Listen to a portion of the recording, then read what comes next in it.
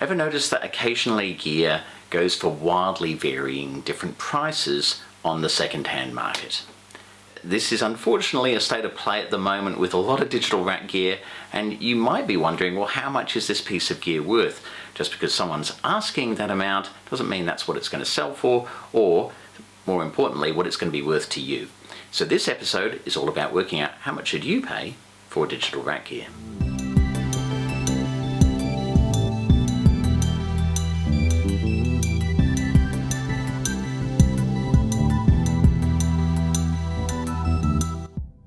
Hi, I'm Jules and welcome to Digital Rack Gear, where we bring you reviews and tips about digital rack gear for music production.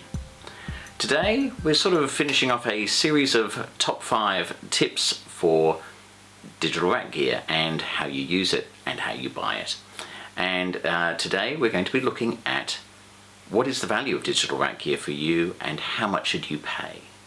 Without doubt, the number one tip for how much should you pay for digital rack gear is, are you going to use it? This is a big question, and there's a number of reasons why I ask it first, because I think it is the most important one. You don't want to be investing in gear that's just going to lie around and not get used. There's a couple of key points to consider when looking at, will you actually use it? First of all, does it have the features that you want or need? And this means including parameters, effects, types. Maybe you've already got a couple of reverbs, but maybe this particular reverb has something about it and the way the algorithm works that is something that you don't have now. So there are going to be legitimate reasons why you might want or need a piece of rack gear. You might want it for a specific application, maybe a snare drum or something like that. Another variable in will you actually use it is how well it integrates into your current setup. So for example, is it balanced? Is it unbalanced? Does it have the right power for your area? Are you going to be able to, or have you got access to a step up or a step down transformer? Is it easy to use and integrate into your current setup? It's not going to be a pain in the ass.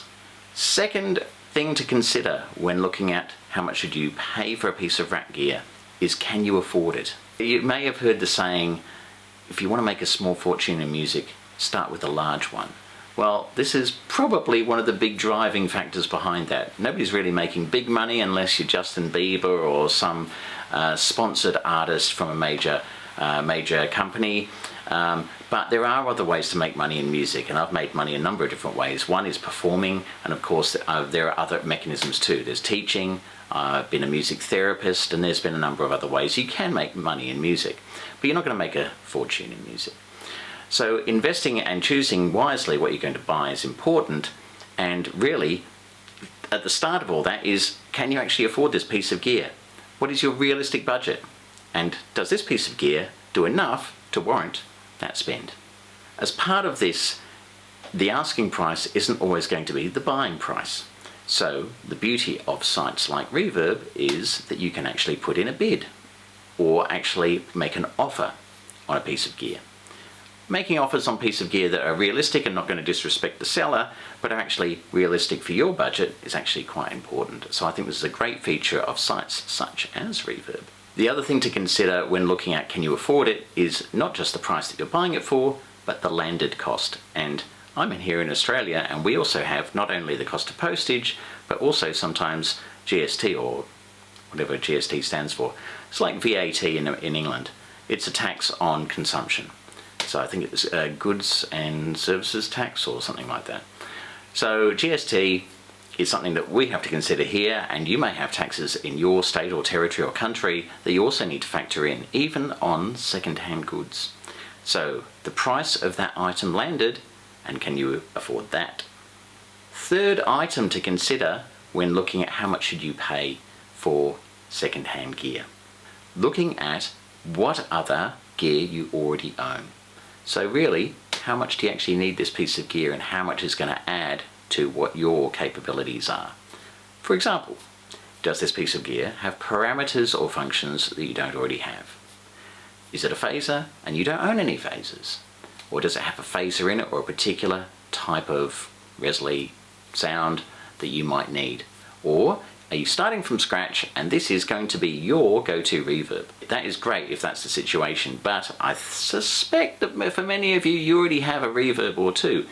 So have a think about How does it fit in? What is this piece of gear going to do that your existing gear doesn't? Part of this equation is also the architecture and functionality of the gear. The older the gear, sometimes the lower the feature set. And a good example of this is bandwidth. So when you put a signal in and the signal that comes out, how high resolution is that signal going to be? Is it going to be bandwidth constrained because of the constraints of the technology at the time or the design of the gear? Maybe they've got a filter that knocks out anything above 9 kilohertz. You need to be mindful of that. Item number 4 on how much should you pay for second-hand gear is actually something you probably already thought of, which is how much can I sell it for? What is the resale value? What is the market value? And what is the value going to be in a year, 2, 3, 10 years time? Have a think about that, because it's definitely a variable.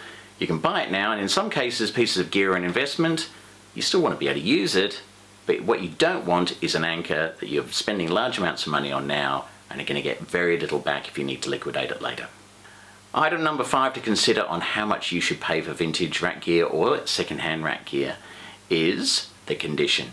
Now, of course, condition is going to affect a number of different things. First of all, it's got to be in good working order, right? So number 1 is functionality and good working order, and all the buttons work and all that sort of thing, right? The other item is cosmetic. You want it to look good in your rack, so you're going to feel better about your studio if the studio is looking good and the equipment in it is looking in good shape. It's got no dings and bashings and twisted bits of metal and logos that have fallen off. And have a think about that physical condition and the cosmetics in particular, because cosmetics will also influence your resale value. As part of condition, you actually want everything to work fine. Now, I've actually had experience with this where I've imported Ensoniq DP2 and the parameter knob was not behaving normally. I gave it a clean and it fixed up about 90%, but it still didn't work just right. And in the end, I sent it back. I made a loss on that because I had to pay for the postage. But you need to consider these things. If it's possible to try that item first and you know what you're getting, then that's definitely the best course of action. So there are the top 5 things to look out for when deciding how much should you pay for a piece of second-hand gear. That's it for now. As you can probably tell from my voice, I'm trying to take it easy. I've been a little bit unwell lately, so I haven't spent as much time in the studio and making content for you. But I do have a lot of good things coming over the next 3 to 4 weeks. If you are interested in this type of content, please subscribe, hit the like button. Thank you for staying to the end. Stay well, stay healthy, and I look forward to seeing you soon.